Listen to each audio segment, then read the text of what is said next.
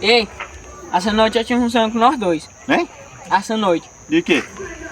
Olha, disse que eu ia indo assim numa estrada deserta, não tem? Eu fui andando nessa estrada sozinho e topei, assim, numa encruzilhada. Encruzilhada? Uma encruzilhada. Ah, agora eu tô fora de encruzilhada. Aí eu conversando com o senhor do nada, disse, pai, de repente o senhor se tornou uma cobra. Hein? Me transformei numa cobra? Uma cobrona monstra, valente Ah, dessa e vez. venenosa.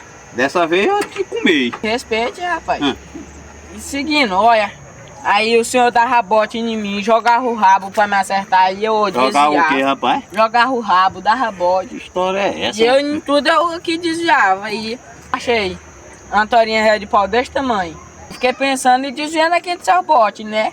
Certo. Aí fiquei desviando e o senhor não dava brecha não. Aí, pai, disse que o senhor descuidou e eu taquei no seu rabo assim, o pau, que o senhor ficou quietinho. Tacou o quê, rapaz? O pau no seu rabo que o senhor ficou quietinho.